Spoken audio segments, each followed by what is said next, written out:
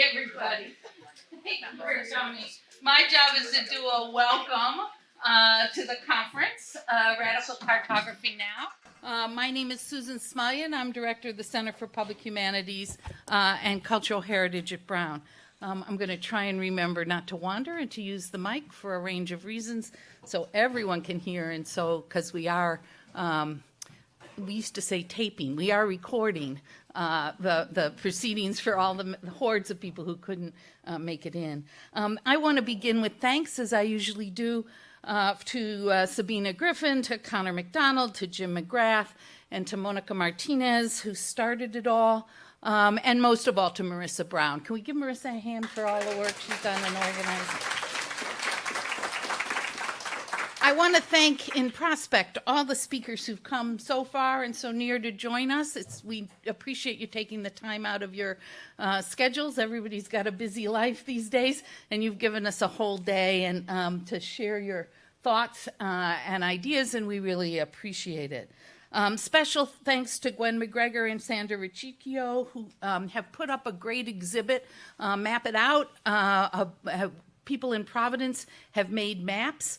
And they've been all over the city of Providence this week, and you can see those maps down at the Nightingale Brown House, 357 Benefit Street. They're up 9 to 5 in a wonderful exhibit until November 14th. We would like to acknowledge that we're on the ancestral homelands of the Narragansett and Wampanoag peoples. For faculty, staff, and students of the Center for Public Humanities, we continue to especially appreciate our collaboration with Rhode Island's Tamaqua Museum and Brown's Native American Indigenous Studies Initiative, especially the fellowships awarded to one student a year in our MA program. As I said, I'm the director of the Center for Public Humanities. The center brings together students, faculty, practitioners, and communities to explore the ways to make the humanities meaningful and accessible. We have a 2-year MA program in public humanities with amazing students who do exceptional work. We have some fellowships available, so we hope you'll send any students who might be interested. I got a wonderful brochure. There's some outside. There'll be some up front. If anybody has students or are themselves interested in an MA program, you could ask me about it, or you could ask one of the students. Any of the students in public humanities? They're mostly sitting outside. Students in public humanities, raise your hands. They're mostly outside helping at the table, so you can find them out there. So each year we convene a conference on important work that examines collaborations between communities and scholars, work that troubles those two categories. We try for intersectional work. We seek out people who talk about race, gender, sexuality, and class as they overlap. We're pleased that this conference and these speakers do that and more. Even just looking for a name for the conference got me thinking more deeply about the importance of spatial naming and framing. And then I thought, why didn't we call it naming and framing? But we spent so long thinking up names. And so anyway, I like that name, but now I know that Marissa would say no. And I do like the name that Marissa finally chose because it helps us think of the importance of our work in the presence as well as naming our approach to this work. And all of our work, the work we do in the university, the work everyone's doing in their own communities is very important today. And I thought to end with a paragraph or a couple of sentences about how this work is so important as we push forward in just this moment. And I couldn't do it. The news was just overwhelming, and I couldn't come up with something that summed it all up. But I know this is something that the speakers are going to talk about, why this work's important, and how it's going to help us figure out a way forward. And so I'm just going to let them do that hard work. So thank you very much. Welcome to everyone. I'm going to turn this over to my colleague, Parker Van Valkenburg, who's a faculty member in the Anthropology department, and he'll introduce our keynote speaker. Thanks again.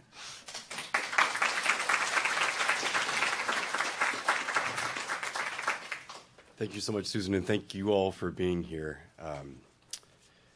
It's been a distinct pleasure to be really the most minor of characters in the organization process for this really exciting conference. And I just wanted to echo my thanks to Susan to the originators of the conference and everybody who's worked so hard on it, and also express just how excited I am to be introducing Professor Shannon Mattern, who is professor of anthropology at the New School for Social Research, somebody whose work I've both taught and admired for a really long time.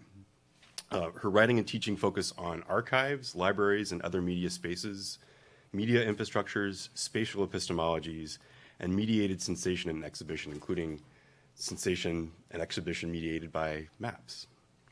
She's the author of the books The New Downtown Library, Designing with Communities, Deep Mapping the Media City, and most recently, Code and Clay, Data and Dirt, all of which are published by the University of Minnesota Press. And I know that Shannon's been speaking about this latest book for the last couple of years and may have tired of it, but it's been something that I think that has been really transformational for my own field, synthetically bringing together the work of media scholars and media archaeologists with that of actual archaeologists.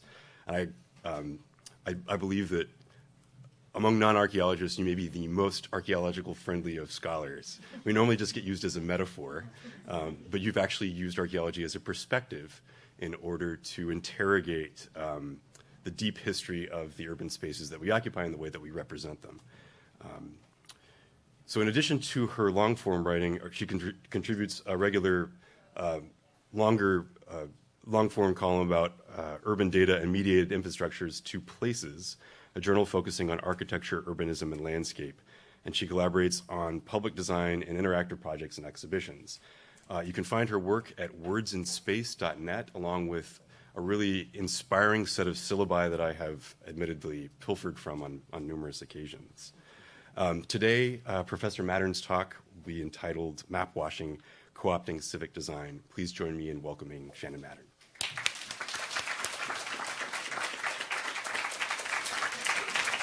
This thing is a trip. So thank you very much for having me. Thank you for being up at 9 on a Friday morning. And thanks very much to Marissa, to Susan, and to Parker for the warm welcome. So this is a talk I wrote for this occasion and for a separate conference on planning. So it combines themes related to radical cartography and planning. All right, so here's my title slide. So for the last decade or so, I've taught a variety of classes on mapping, inspired by the radical cartography of folks like Bill Rankin, Lizzie Vogel, who's here today, Laura Kurgan, and Marco Ferrari, by the participatory processes of Bill Bungie, Dennis Woods, Kate McLean, and Mei-Po Kwan, and by the critical data visualizations and map art of people like Catherine D'Ignazio, Georgia Lupi, Josh Begley, Yanni Lokissis, Tiffany Chung, Bushra Khalili, Lena Kachadorian, and the Office for Creative Research. I've worked with a couple hundred students to translate their research projects and idiosyncratic obsessions into interactive maps and hybrid format atlases. I've documented and expanded on some of this work in my little tiny book, Deep Mapping the Media City, and in a variety of articles and book chapters, and on the websites I've created for each of my classes. Those courses and related writings have led to my invitation, as Parker said, to collaborate and consult on some really great critical cartography projects and mapping exhibitions. And while I'm still a steadfast believer in the creative and critical potential of mapping as a method, and of all the radical political power of participatory mapping, I also have developed a few reservations. So first, I've observed that digital, participatory, and particularly open source maps present great challenges with regard to preservation, maintenance, and labor.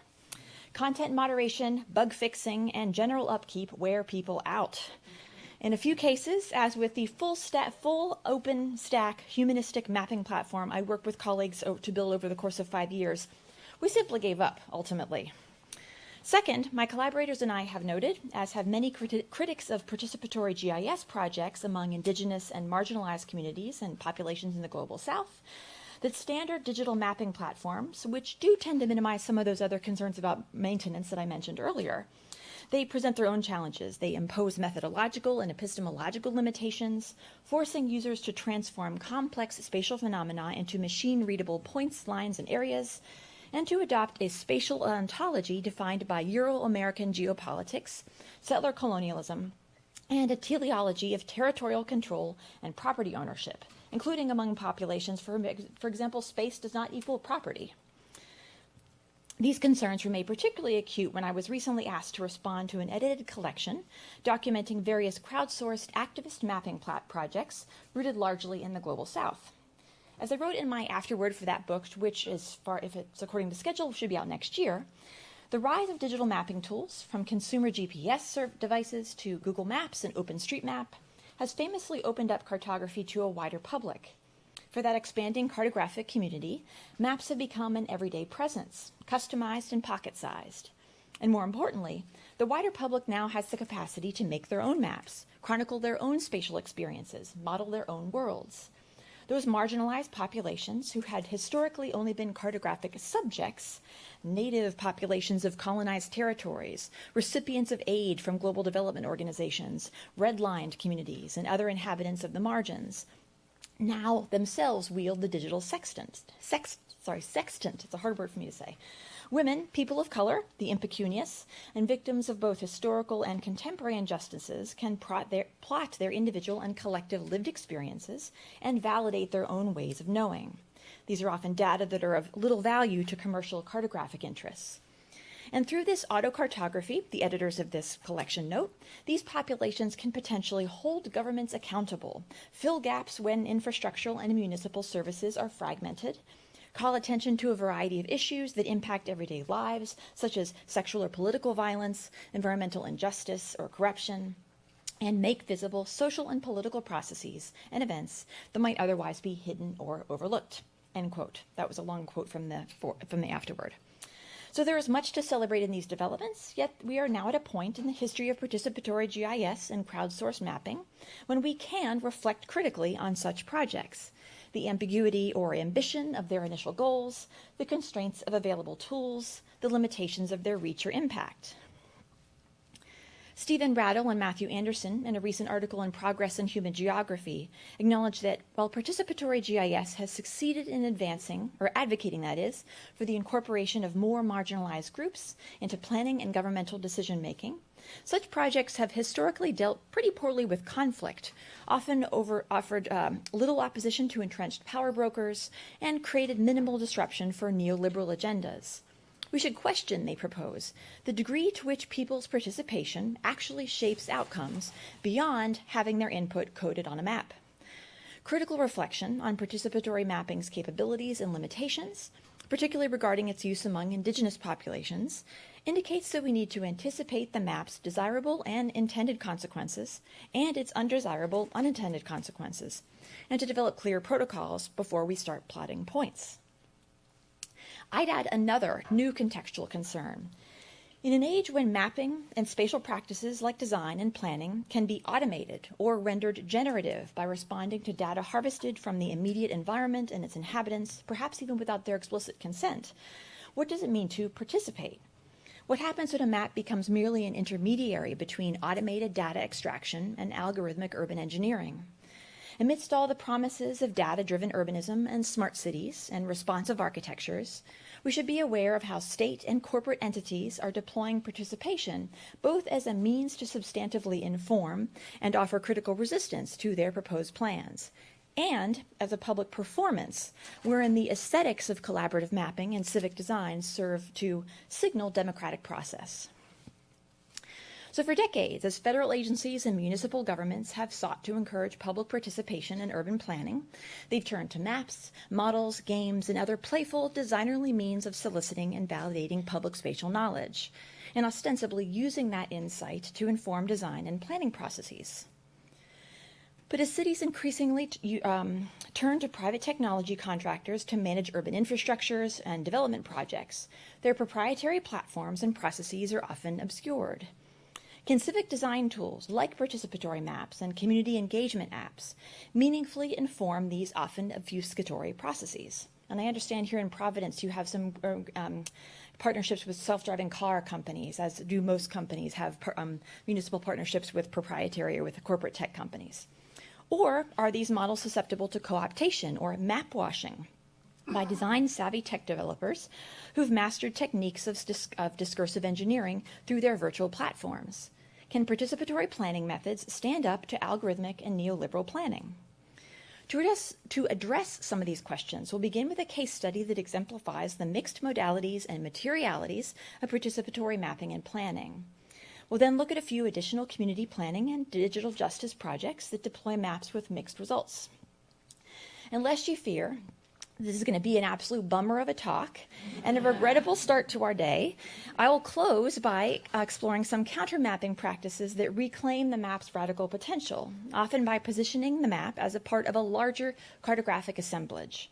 Throughout the day today, too, we'll see roughly a dozen other examples of mapping projects that exemplify cartographic resilience, that demonstrate the radical potential of low-tech, open-source, community-based maps in a world of ubiquitous surveillance and tracking, a world of universal addressability, a world haloed, that is, by a swarm of all-seeing drones and satellites, a world populated by data centers containing massive repositories of proprietary geodata, and by the devices constantly pinging our locations to sentinels in the cloud. A hand-drawn map can actually stand up against all of that. So several months ago, on an afternoon featuring both spits of snow and auspicious bursts of early spring sun, I walked with a group of fellow infrastructure aficionados into a former fish processing plant near Toronto's Portlands. The building at 307 East Lakeshore Boulevard East, now painted a vibrant cerulean blue, is Sidewalk Lab's experimental workspace, where the company, which is Alphabet, nay Google's, urban innovation unit, solicits and tests ideas for the smart neighborhood it hopes to build in nearby Quayside. The development project, a partnership with Waterfront Toronto, which is a multi-scalar government organization covering local, provincial, and national governments, has faced significant resistance, as you might have noticed if you've followed this project at all. Critics have challenged the terms of the public-private partnership, the opacity of the development process, and the lack of clarity over data governance. Given the obfuscatory nature of Sidewalk's closed-door deals and proprietary technologies, it might be surprising that they've adopted a relatively transparent, intelligible, accessible tools of civic engagement, or maybe we could say self-defense. Paper and ink, models, and maps. The 8,000 square foot double-height primer white open space featured an assortment of unassuming analog media, Post-its, index cards, and rough models, amidst scaffoldings of unfinished plywood, chipboard, and cork.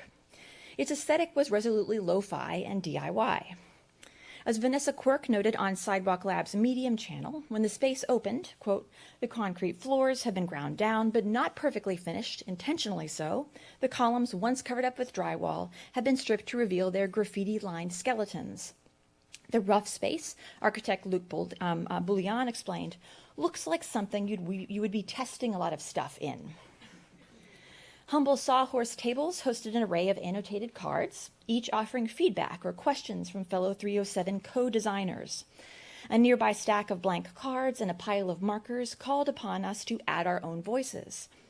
"A question I have about facial recognition is," we were prompted, "how will sensors and cameras be used with regard to safety or security in data collection?" one visitor responded. Nearby, an efficient unit prototype, a sample apartment made of cardboard, which you can see on the left, invited visitors to annotate its features with colored Post-its. "Corridor too narrow for wheelchairs. I like to look at something while I cook," another person said. Paper signage was affixed to walls, tacked to bulletin boards, or hung from movable metal dividers. These layered sheets of white and pastel, which resembled an interface designed in accordance with Google's signature stacked card material design system, mixed simple stencil and sans serif typefaces to tell us about everything from the project concept, job creation, and Ontario's timber industry, to Sidewalk's proposals for data use, environmental sustainability, accessibility, and social infrastructures. Trained Sidewalk liaisons roamed the room, engaging in casually scripted conversations with their guests. At other times, the space hosted scheduled workshops and forums where a chorus of voices registered their interests in and concerns about the waterfront development and the city's future. Embedded among the paper text and illustrations was the occasional screen, where we could explore maps, videos, animations, and Sidewalk's bespoke design tools. One such tool, which earned its own kiosk, was Common Space, an application developed in collaboration with advocacy organization Park People and the now-defunct Gell Institute to facilitate public life studies, that is, the observation of how people use public space. Inspired by urbanist Jan Gehl's own empirical methods, the tool would allow researchers to bypass the traditional clipboards and clickers and instead input data directly into an app that was calibrated in accordance with the Gehl Institute's Public Life Data Protocol, Open Data Standard. As Sidewalk's Jacqueline Liu and Matt Breuer explain, those standards make it possible to perform valuable comparisons between different public spaces and to export that data into visualizations and analysis tools, thus allowing both experts and community members to see patterns and make evidence-based, human-centered changes. Ananta Pandey reports that the Common Space team experimented with more high-tech modes of data collection, including cameras and computer vision, but opted for in-person mapping approaches because they led to stronger studies. When community members participate, they not only add important local context, but subsequently tend to become more active participants in the planning process, they said. Public life studies, Liu and Breuer claim, are an example of how small data, collected intentionally by people for a specific purpose, can help make cities better. Sidewalk made its open source code available on GitHub in March of 2019 in order to seek feedback and encourage third-party development, but there's been no online activity since April, and the Common Space website is gone, and the Wayback Machine says nothing has happened there since April either. Yet small data are harvested in 307's Common Space, too. Exhibition designers Daily Tous les Jours say they've created a set of colorful, rolling, modular, stackable, playful interactive tools that turn 307 into a place for input, plus discussion, plus experimentation, plus new ideas, plus action. The workspace is itself an inhabitable model, a platform for Sidewalk team members to observe behavior, conduct informal interviews and focus groups, pilot test new urban features, collect data, and iterate inside the building's walls, and eventually implement in the docklands outside. 307's humble material objects, concrete and chipboard, post-its and foam blocks, are rhetorical tools suggesting that here cities are workshopped. Urban futures and data plans are co-created from a mix of open platforms and public knowledge. 307, we might say, is a participatory map writ large. The aesthetic and ethos of the workspace is a far cry from that of Sidewalk Lab's original headquarters in New York's Hudson Yards development, which I wrote a piece about a few years ago, where the team provided digital master planning support for developers related in Oxford properties, both of which I think have a foot in Canada as well. As Matt Shaw explained in the Architect's newspaper, because the New York development is on state-owned land, there was no oversight from community boards. The parcel became part of a larger economic development strategy that usurps local regulation, leaving the citizens of New York City more or less out of the conversation. That meant minimal design review and public process, which, even if it had happened, wouldn't have swayed related anyway. Former Housing Commissioner Rafael Castero told Crain's New York back in 2012 that Related's lack of fear of public process, bureaucracy, and unions is what allows them to be the players they are, one that redraws maps with little regard for what gets erased in the process. Sidewalk, now in the developer seat in Toronto, has taken a very different tack, and they've sought to cultivate a public persona much unlike Related's in New York. Among those differences is the fervor of Sidewalk's public process and documentation in Canada. Media scholar M.R. Sauter acknowledges that Sidewalk Toronto has amassed an immense archive on its website, which echoes, the material design aesthetics of both 307 and the Google empire. They write, in addition to the 200-odd page vision document released when the deal was originally announced in October of 2017, there are videos, press releases, blog posts, white papers, artistic and architectural renderings, photos from public events, and reports, and I would add maps as well, stacked on reports of Sidewalk's technological innovations and public engagement exercises. This Sidewalk Toronto website contains an overwhelming cascade of documentation. As designer and urban scholar Kevin Rogan notes, Sidewalk's first wave of spatial images, part of their 2017 response to the request for proposals, are rendered in SketchUp but meant to look like illustrations. Their hand-drawn quality alludes to the hypothetical humans behind the design and the purported humanism of the design, while also implying that the renderings are works in progress, mere imaginings subject to public input. They're diagrammatic and didactic, reminiscent of the complex cutaways in children's books like David Macaulay's The Way Things Work, Sauter says. Sidewalk's 4-volume Master Innovation and Development Plan, published in just this past June, features a virtual encyclopedia of graphic styles, elementary Richard Scarry-like drawings, photorealistic renderings, dramatic portraiture, abstracted maps, data visualizations, and those flat illustrations so common on big tech world interfaces, which Rachel Hawley argues deploy cheerful minimalism in order to mask the insidiousness of multinational tech corporations, end quote.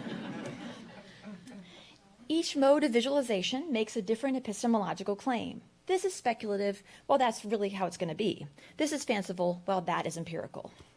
The contents of those graphics are themselves highly varied. They convey facts and figures and flows and feelings. Design critic Alexander Lang, responding to the newly released architectural renderings, proclaimed on Twitter, "There's almost too much 21st century urbanism in these Sidewalk Toronto renderings. Kites, kayaks, leftover industrial equipment, painted cunning colors, permeable pavements, everything you can imagine. The too muchness of it all, the kites and kiosks, the cards and colors, the workshops, the maps, the open source code, the exhaustive archive, adds up to a form of engagement theater," according to public tech advocate Bianca Wiley. 307 follows in the tradition of the EU's urban living labs, sites where, since the 1990s, municipalities have developed, tried out, and innovated urban solutions, and that's solutions in scare quotes again, a real-life context. As Georgia Nesty explains, such labs allow urban governments, and increasingly, in the age of smart cities, their corporate tech partners, to pilot test projects on products in a fast timeline with minimal bureaucracy and with minimalized consequences for failure, which is framed here as an ordinary externality of innovation. So you're just going to fail, that's part of the process.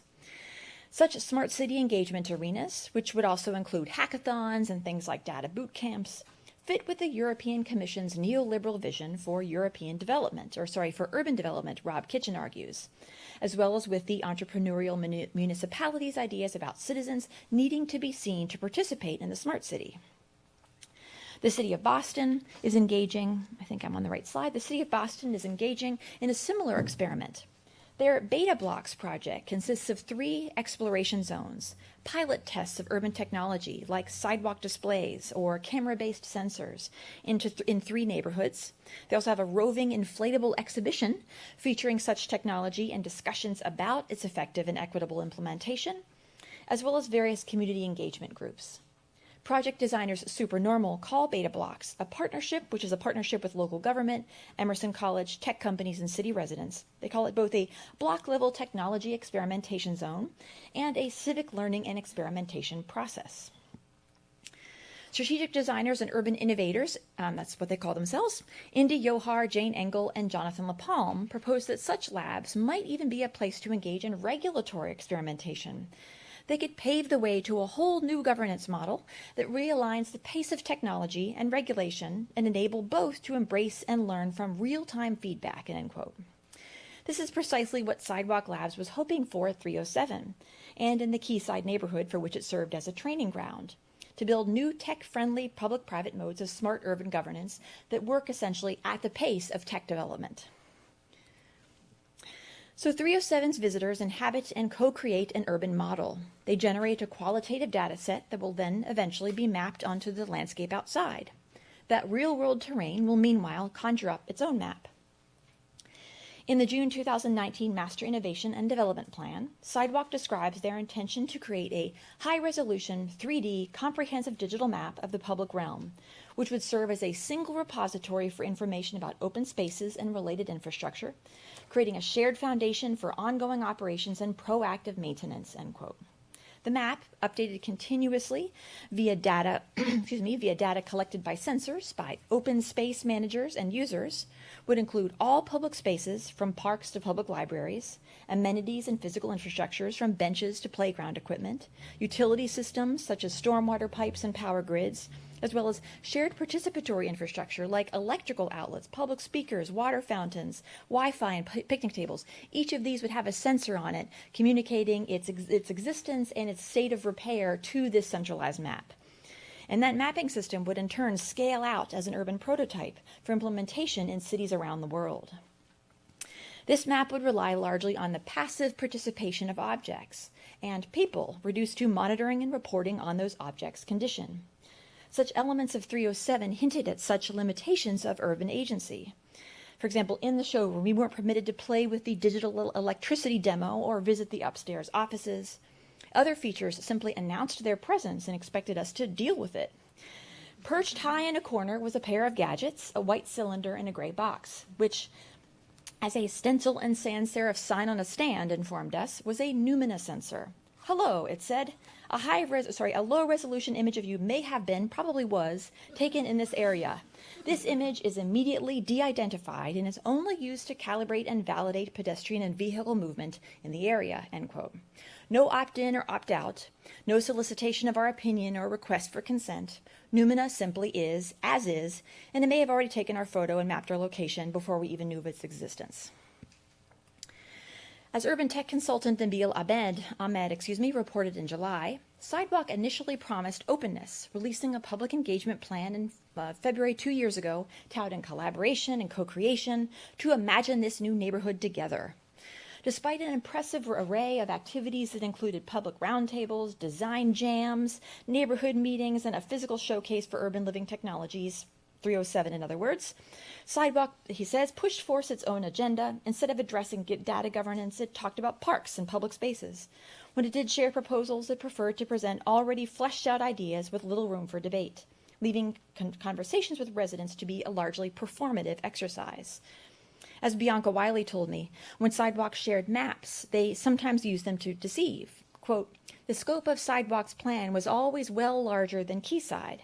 If Sidewalk would have started to show maps of the entire Portlands from day one and tied their intents and influence to that scope more broadly, some people would have had a very different reaction, end quote. While the kiosks and public forums focused on tall timber construction, modular pavers, and while the maps and plans typically train people's vision on a delimited territory, the team, behind the scenes, was hatching bigger plans and creating new technologies to automate collaboration and participation. CoLab, created in collaboration with a group called Digital Public Square, is a digital tool to increase civic participation and foster more inclusive, collaboratory community decisions, end quote. The prototype invites users to propose events in public spaces and review trade-offs associated with each proposal. In other words, if you have your picnic here, we can't have our community meeting in the same space. There's no shortage of similar digital participatory platforms and e-government tools that allow for information sharing, interaction, and co-production through, for example, collaborative mapping or policy co-design. Sidewalk's CoOrd, all of these similarly titled platforms, meanwhile, allows for city agencies, public drivers, mobility and logistics companies, and engineering firms to share data about curb real estate, from signs to curb cuts to curb paint, to improve compliance and inform policy planning. And its replica, which is, if you've heard of any of these, you've probably heard of this one, it's gotten the most press, which spun out of Sidewalk Labs just a couple weeks ago into its own company, uses de-identified mobile data procured through mobile app publishers, data aggregators and telecom companies, so your mobile provider is likely providing data for them whether you know it or not, to create models of how people move in cities, what their commutes are like, how ride-sharing impacts traffic congestion, and how cyclists use the bike lanes. The tool maps these movement models onto a synthetic population generated through census demographic data, producing a simulated city on the move. Replica is working with Kansas City, Portland, Chicago, and Sacramento, and there are a host of other cities lining up to work with them, despite lots of highly publicized challenges to data privacy. So these projects involve participatory mapping and collaboration too, but that participation is mediated, filtered, aggregated, and in many cases automated and unwitting. It's gratuitously technologized too, some critics say. Waterfront Toronto's Digital Strategy Advisory Panel released a preliminary commentary just a couple weeks ago, and its authors agreed that many of the issues that these planning tools promise to address, things like traffic management and citizen participation, are indeed legitimate concerns. Yet they wondered whether a technical innovation was truly required. Some proposed solutions, they said, felt like tech for tech's sake. One member said, "I don't understand the drive to move these things out of regular public governance if the desire is to work on behalf of the public good." Another, referencing Sidewalk Toronto's multi-layered master plan, said, I would prefer to see these digital tools and services brought together more formally as a civic technology that is owned and executed by citizens. This, too, is engagement theater. It's mapping as smokescreen, civic tech as diversion. Sidewalk Labs has marshaled the aesthetics of participation to frame performative ethics as political action. As geographer and smart city scholar Rob Kitchen argues, citizen-centric design, or what some people call co-design, has largely acted, in many cases, acted as an empty signifier, designed to silence detractors and bring them into the fold, while now altering the technocratic workings, profit-driven orientation, or ethos of stewardship and civic paternalism of many smart city schemes. Kitchen, in his article, refers to places like Barcelona, Detroit, Seattle, and Amsterdam, many of which have won acclaim for their public processes. This is not to say that these cities' efforts are disingenuous or ineffectual, rather that the way in which ethics is operationalized and performed through citizen-centered processes merits scrutiny. Bertru Bakert, assistant professor of urban futures, what a great title, at University of Massachusetts Amherst, conducted several years of ethnographic research in Kansas City, which was an original Google Fiber city, if you remember that project. She was there to better understand the process by which smartness is envisioned, negotiated, and materialized in an already existing city, rather than in an undeveloped district that lends itself to tabula rasa construction. At the many Code for KC and Digital Divide meetings and Smart City public events Bakert attended, she said, maps and how we should rethink the city-type map questions that we are asked for over maps always appeared at some point. I think because the city's historic racial divide is so visually obvious that it immediately communicated why any intervention would be justified. It was also, she said, an efficient way to make the attendees feel like they did something collectively. Because even though maps were rarely central to the outcomes of those meetings, they offered a moment to talk over a concrete object and do something about it together. It didn't usually take more than an hour to do the mapping exercise, but that hour was often the only time we talked to one another, she said. Maybe the maps offered a platform on which different epistemic communities could work together without reproducing hierarchical power structures, which designers Eduardo Sazowski and Benjamin Winter regard as critical for social innovation. Yet Bakert found that map-making sometimes seemed to be an end in itself. She was confused by the constant reaffirmation of well-known problems via new maps. She recalled a digital divide meeting in which a city official showed years-old data with which the team was well familiar and was actually the very reason for their having met together for months, but in a new dashboard designed by an analytics company. Bakert said she asked what we could take away from this map since we already knew there was a digital divide across neighborhoods, which elicited defensive comments from other attendees, who said that the dashboard constituted a new visual tool which they could use to discuss the phenomenon with their constituents and funders. Even though it didn't contain any new information, and there were many existing maps using the very same data, Bakert said, this particular map looked smarter and therefore more useful. Continual graphic upgrades seem to get in the way of using the map as a step toward taking meaningful action. I'm puzzled, she said, by how the technical capabilities of a dashboard map could so mundanely get in the way of politics or public action. Even in the not-so-smart parts of the city where analog maps address analog urban problems, we observe similar political processes. Fernando Cantelli de Castro, an urban designer and architect who wrote his graduate thesis on grassroots community movements fighting displacement, found that the participatory frameworks implemented by New York City's Department of City Planning's I lost my place here, sorry. He framed them as opportunities for empowerment. These workshops instead functioned more like marketing campaigns. They reduced community engagement to simple exercises designed to educate communities about zoning through technocratic lenses. Presentations typically adhered to a rigid schedule and scripted dialogue. There is no spatial casual conversation, he recounted. And that directed conversation, as in Kansas City, often revolved around a concrete visual, which set the agenda and tone for conversation. Proposed plans were often shared via hand-drawn streetscape perspectives, idyllic images of an unpredictable future, a future that, while visually appealing, could also involve the participants' own displacement. Maps, too, were present in every community meeting, where participants commonly organized into working groups guided by a facilitator. Cantelli de Castro, in his roles as a designer and city planner, often created those maps himself in preparation for the community meetings. They appeared in slide decks, and they were plotted in large sizes and placed at the middle of groups' tables. In general, he said, the maps are pretty busy graphically and highlight the open spaces, public amenities, roads, and other urban nodes. They're drafted with the intention to inform and to entertain by allowing neighbors to attach stickers and notes to create their own collective palimpsest. When later in the office we try to interpret what the neighbors are communicating through those stickers and notes, we find isolated ideas and anecdotes, but hardly something that influences the project. Ultimately, instead of collectivizing the decision-making process, Cantelli de Castro argues, these participatory practices instead serve to corroborate the experts' proposals. While Cantelli de Castro made clear the maps that they used in public workshops weren't intended to manipulate or coerce, they did function, like Sidewalk Lab's maps in Toronto, as marketing tools and rhetorical documents. As he explained to me, the maps focused participants' attention on a delimited territory by highlighting the project boundary, which you can see kind of in a red line. In other words, focus here, don't look on the world outside. Any development that happened will all stay neatly within these lines, which obviously is not always the case. So these attractive, exhaustive, didactic tools also serve to educate the community unschooled in planning, to help them reimagine the unavoidable future of growth or change.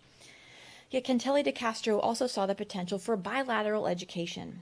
These participatory maps could and should be used to educate the planners themselves, to show those spatial patterns that are lived realities for community residents, but invisible to planners and politicians, to surface what isn't represented in the official data.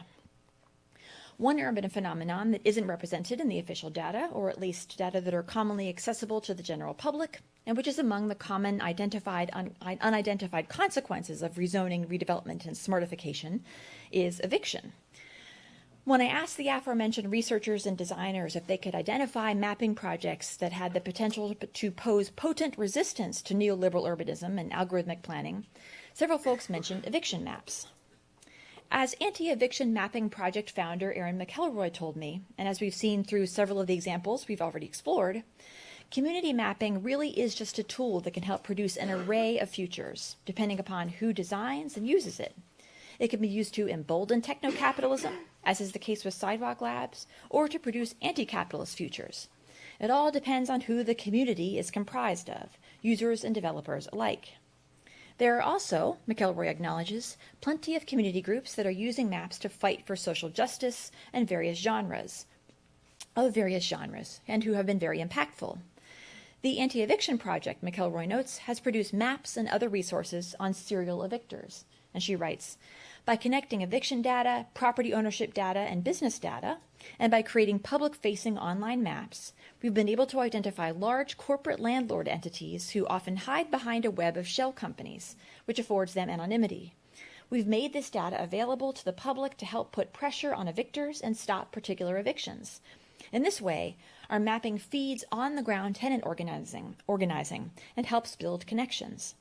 The irony is that in the Anti-Evictions Project's core terrains, so the San Francisco Bay Area, Los Angeles, and New York, it's often tech companies like Alphabet or Google who try to hide their own affiliation with organizations like Sidewalk Labs, and those companies incite the cost of living increases in eviction. So they're the contributors to eviction, yet their tools also provide convenient means to map that very kind of displacement. So McElroy is keenly aware of the politics embedded in mapping technologies and modalities, and of the limitations of the map itself. The AEMP, Anti-Eviction Project, describes itself as much more than a map. It's a data visualization, data analysis, and digital storytelling collective documenting dispossession and resistance among gentrifying landscapes. That's how they describe themselves. That collective, composed of housing justice activists, researchers, technologists, activists, filmmakers, and oral historians, has produced over 100 digital interactive web maps, roughly the same number of oral histories and videos, and an array of articles and reports and zines, interactive murals, and events. AEMP began in 2013 with traditional maps, then expanded to incorporate oral histories and narratives because, as McElroy says, eviction markers and chloropleths on Cartesian maps, as useful and actionable as they can be, tended to reduce complex life stories and neighborhood histories to dots on a map. These other formats also enabled them to expand beyond maps of loss to incorporate stories of resistance and perhaps even kind of success. Their new Counterpoints, a San Francisco Bay Area Atlas for Displacement and Resistance, forthcoming next year, provides additional historical and critical context to the map work. Quote, "We recognize the importance of maintaining a critique of the tech boom and the dispossession it incites." In other words, we want to acknowledge the fact that so much of what we're talking about is a result of new media of today, but they also don't want to deracinate displacement from its historical roots. The new book will examine such factors as indigenous geographies, environmental racism, transportation and infrastructure, migration, and speculation. And their Dislocation series, which includes a print and online zine and a public workshop series, allows them to use arts-based methods to amplify the narratives and resistance of communities facing displacement. Dislocation, they explain, was born out of an interest in humanizing data made visible by our quantitative maps. Committed to challenging traditional notions of where knowledge resides and who gets to make it, the project foregrounds the voices of those often left out of the official historical record.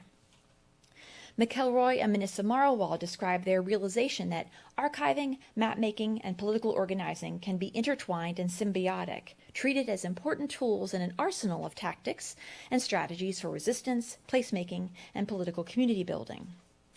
The Hyderabad Urban Lab operates under a similar premise. They generate urban research through maps, classes, exhibitions, manuals, and social media, and by connecting with other community groups and social movements. So both of these practices, and I'm sure the others we're going to see throughout the day today, recognize that ultimately it's not about the maps alone. And this brings me back to that edited collection about crowdsourced mapping I mentioned at the very beginning.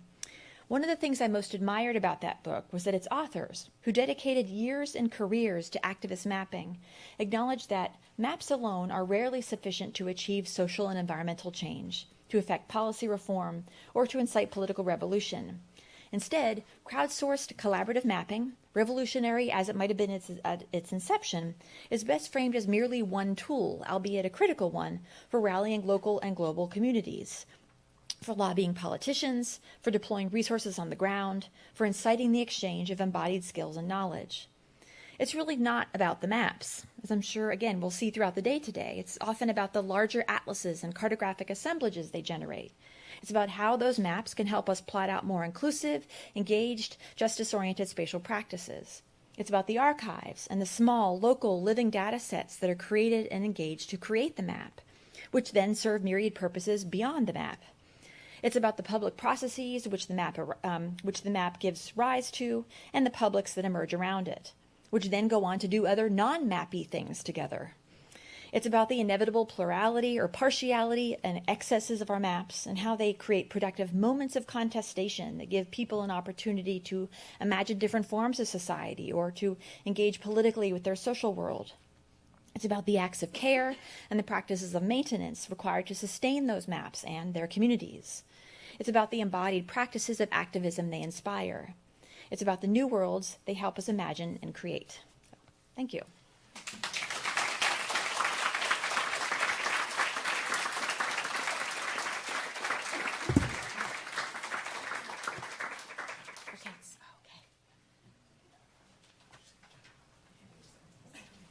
So,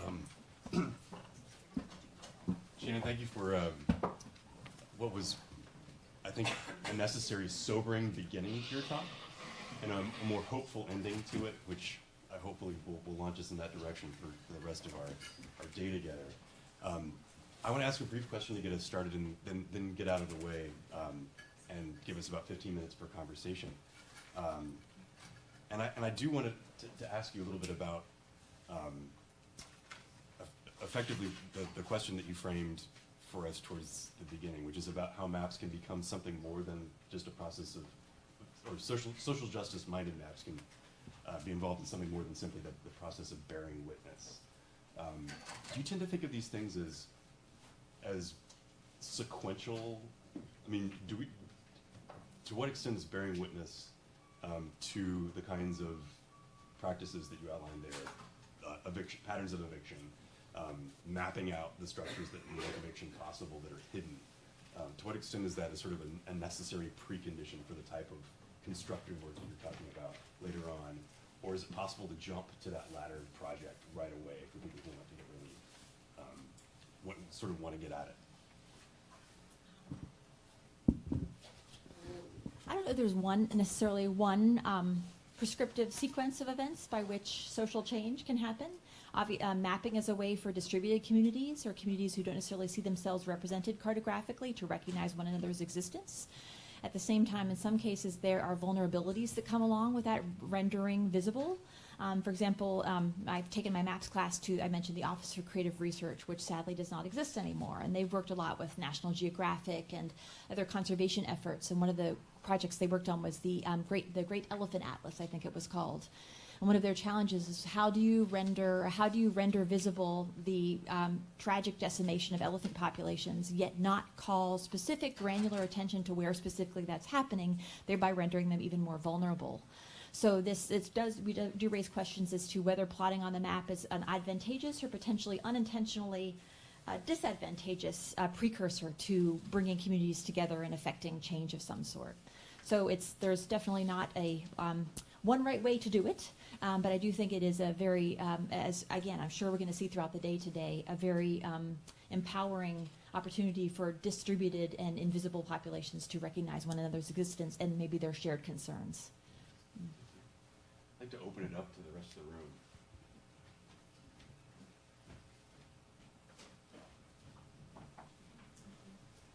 Hi, good morning. I have a question about art-based methods, using art-based methods in mapping process. The process itself yields so much rich information and participation in sort of a non-traditional way. And having worked in using those methods in research and in community work, I'm wondering what you think once the work is produced, where the utility can be beyond that for folks who are not as familiar with the value of that work and how that can be furthered in policy making and decision making and community work, sort of taking it just from the valuable process of it into another realm so that it's more effective and transformative. So we have a whole panel that's going to talk about that later this afternoon. So maybe some of them have things they'd like to say, those who are in there, like Lizzie and the other folks from. But one thing I'll just mention, one case study. I showed an image from the St. Louis map room, which is now something that Jer Thorpe and Yanni Lukasis, both people I mentioned earlier in my talk, are trying to open source. They're trying to essentially create not necessarily a kit of parts, but an online web resource to allow cities anywhere, and they do have international interested collaborators to make their own map rooms. And some cities are then incorporating those maps into their their municipal archives, or using them as kind of starters for conversation for different types of planning processes. So that's one example, just validating the work that's produced by those arts-based methods enough to say that, like, this is a form of valid urban data that we are actually going to put into the city's official record now. That itself can be empowering, and then it can become a data source, like a base map for future work to build upon. So that's just one small example, but maybe some of the other arts folks in the room have other things they'd like to add to that.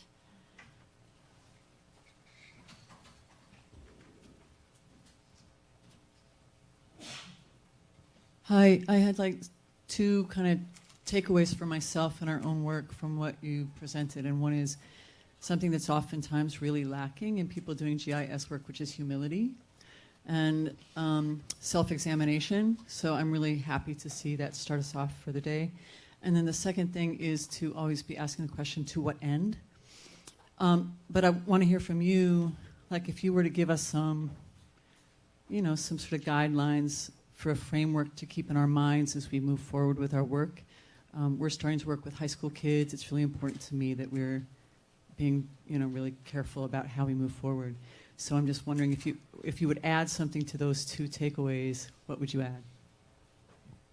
I think humility is definitely a very good place to start, and also recognizing, and this is something that a term that probably won't mean much maybe to high school kids, but like spatial ontologies.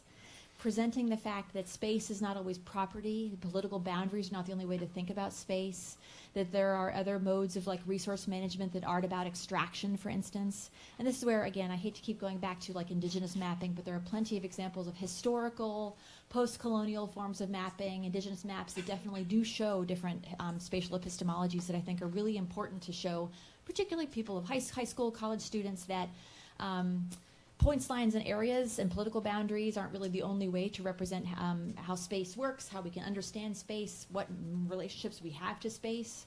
And one methodology, I think a pedagogical methodology that's worked really well for me, is to have students make atlases. So if they choose a research project, I kind of say you have to have 5 different modes of cartography here. One has to be GIS-based, and the others have to be anything but GIS-based, to see how you can explore the same topic through different modes of cartography. What GIS allows you to do that the others don't, and vice versa. So I think that can be a really sensory mapping, kind of accessibility mapping that deals with people with kind of with different forms of disability. I mean, I think these all then open up different dimensions of spatial epistemology and ontology.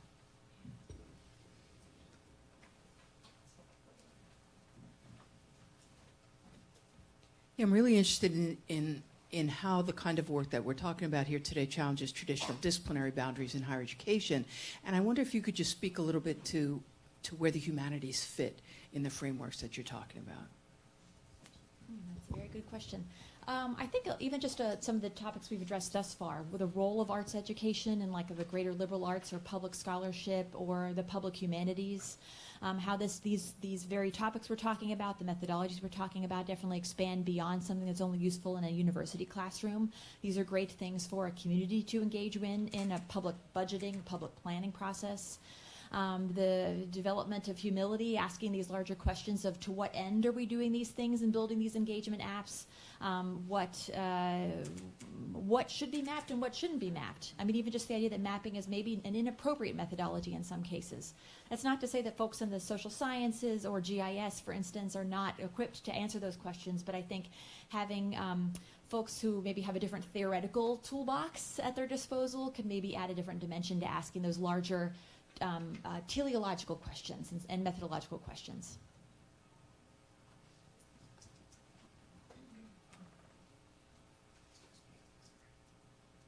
Hi, thanks for a great presentation. So I'm wondering if you can speak a bit to how companies that are interested in gathering algorithmic data prioritize abstracted representations versus perhaps aerial views and photographic representations, which have historically been interpreted or valorized by architects, planners, others as a more holistic way of seeing the world versus atomistic top-down. Well, this is one of the reasons I chose and spoke maybe at too much length about the Sidewalk Lab projects, because of the variety of different rhetorical, visual rhetorics they use, specifically so they can essentially hit all bases and make an argument that's going to suit whatever target population they have in mind.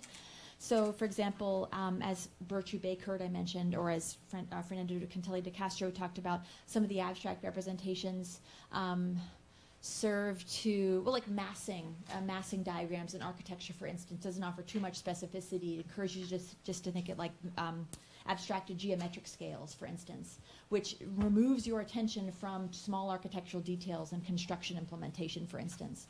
So they really serve as rhetorical dimensions in terms of framing how the discussion is going to be applied based on how much abstraction or detail is provided. My first book was about library design, and I went around the country and looked at 15 cities that were designing new public library buildings in an age when Amazon was rising and everybody thought the library was dead or soon to be. And one thing I found is the choice of photorealistic renderings or hyper-realistic models often prove to be very alienating to a community. When you're opening up a public process and you present a visual that seems like a fait accompli, there seems to be no room for access, essentially. So other people, I mean, I think it has different resonances with different populations, but in terms of its utility in a public process, that seemed to essentially shut down conversation in many cases. So just thinking about the potential effects, even unintended consequences of the different modes that you're mixing together, that's just a really important starting point for the suite of representational strategies you're using in any type of project like this.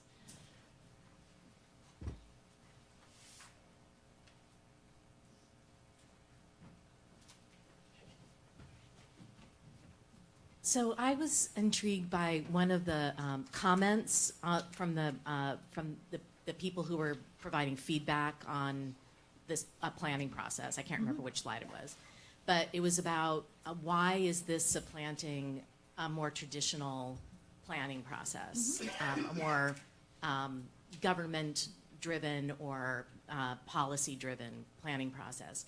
And I'm wondering about, so what does Google get out of Sidewalk?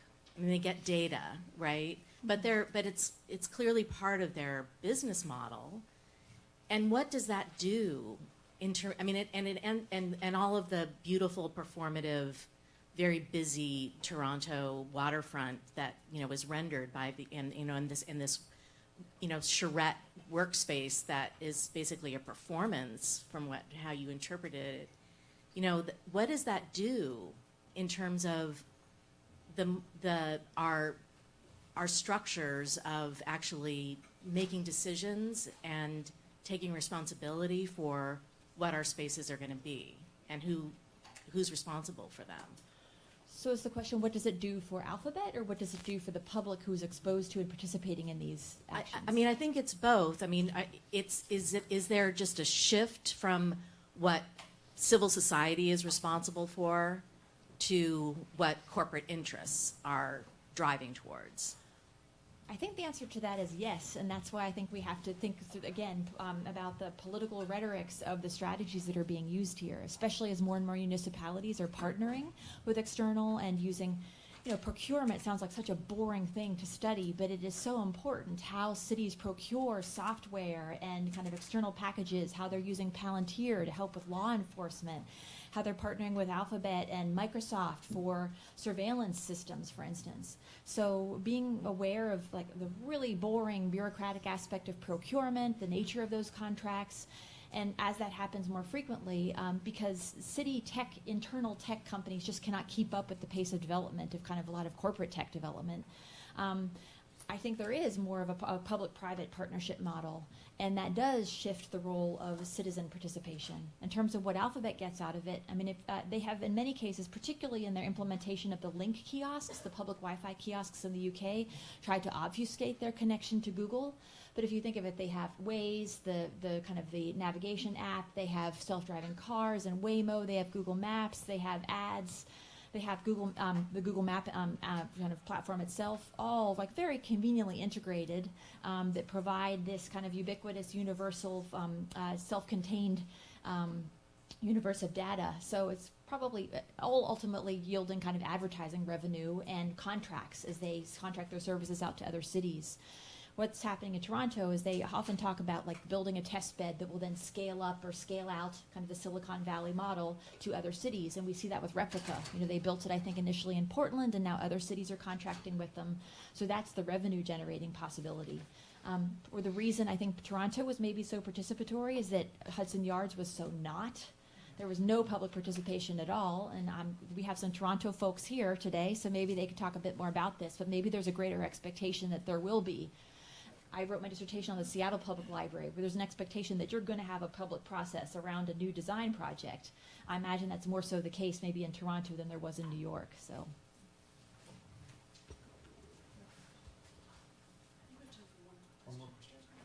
Time for one more. Thanks, Connor. Thank you so much, Dr. Mattern. I really appreciate your talk. And my question actually dovetails off of this same exact point that I think was you could sense in the room. A lot of people felt something with that notion, that question of why is a public governance, something that should be public governance being abdicated, if you will, to these companies. It's very compelling, I think, to situate that in a story of economic change and neoliberalism, and that's fun. But I'm also wondering if you could speak a little bit to whether that displaces not only sort of a public governance structure or a history of public endeavor that has become private, but also might displace the traditional social sciences and the academic study of place and give some of that work also to companies. I sense a little bit of that too in all of this mapping, all of this sort of data making. There has been a role for that in social sciences, often at public institutions. I'm wondering if you could speak to sort of an analogous neoliberalized shift there. Yeah, definitely. You can see what's happening in Pittsburgh, where not the ubiquity, but The arrival of Uber and other tech companies is essentially poaching a lot of mostly roboticists and computer scientists, but also perhaps social scientists from Carnegie Mellon and the University of Pittsburgh. So a lot of maybe smaller scale cities with the influx of tech companies, you do see a movement of people in various academic fields to the tech companies and away from the university. And again, just the proprietarization of data sets creates great methodological challenges for researchers to have access to that information anymore. So again, if you're going to contract to develop a procurement agreement with an external service to provide resources that were once done in-house, you then lose the ability to control that data. So several cities, there was an article in BuzzFeed 2 summers ago about several cities using Palantir to essentially develop like a data resource management system for a lot of their criminal justice and policing activities. And when they decided that maybe they didn't like the terms of the deal and they wanted to get out of it, they no longer had control of any of the data that had been put into that platform over the course of the previous years. So those are risks that run not only to cities, but also to researchers who want access to archival data also. Thank you so much, and please join us after the break for our first panel on mapping racial violence. Yeah, thank you so much. Thanks.